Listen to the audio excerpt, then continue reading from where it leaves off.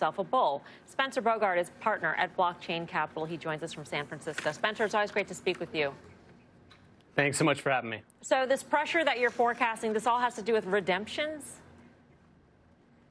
Yeah, absolutely. Look, I mean, I'm super bullish on crypto right now, but does that mean that I think that things can't go lower? It doesn't, right? So I think the prices are pretty good right now if I was looking to go and buy something like Bitcoin, right? And we can talk about some of the reasons there.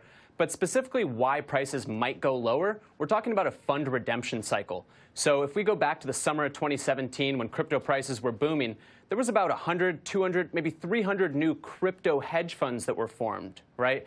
And so in the summer of 2017, we have the formation of all of these funds. While now here in the summer of 2018, a lot of them are hitting the end of their one-year lockup.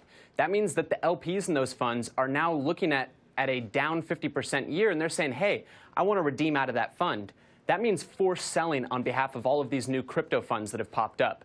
So I think that that could take prices artificially lower. But again, I think that the price of something like Bitcoin is very attractive at these levels. When you say artificially lower, that's based on what? I mean, that implies that right here it's fairly valued. And how would you come up with a fairly valued number for any cryptocurrency?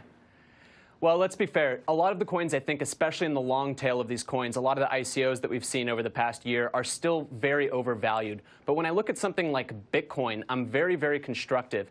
And that's because it has the mind share, right? Most people know about it. It has the distribution. So if we think about all of the countries around the world, almost every major country has a fiat on-ramp where people can use their US dollars, their British pounds to go ahead and buy some Bitcoin, right? And no other coin has that kind of distribution.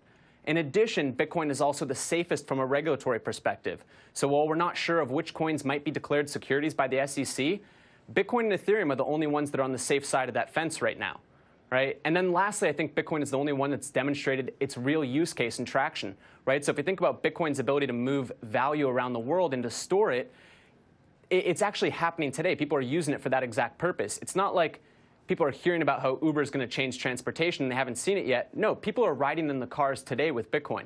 Here's what I think a lot of people are having trouble with, Spencer, in terms of the Bitcoin bulls coming on and saying long-term it's a value, et cetera, is that, I mean, you just cited examples as to how Bitcoin is proving its use case. We're seeing the number of transactions presumably increase, right, over this time. So people are using cryptocurrencies. There are many projects and businesses being built on the blockchain, many established companies using the blockchain. But while all this adoption is taking place using the blockchain technology, we're seeing cryptocurrencies as a whole in this prolonged correction. So at what point can we say that blockchain and crypto, they are two separate entities, and you know what? Maybe some people are right that you can believe in blockchain but not necessarily believe in cryptocurrency. Sure, so that's fine. And, you know, we certainly invest our capital to make sure that we have investments on both sides of that table. But overall, I'd say that's a thesis that largely is derived in kind of 2016. And so far, we've never seen a private blockchain that does not have a cryptocurrency attached to it actually function. So, you know, it remains to be seen on that front. And the other side is, again, just Bitcoin prices are a little bit, I think, there's a little bit more selling pressure than there otherwise would be. So you're not buying this dip, Spencer? You're going to wait over the next 200 days or so for a better entry point?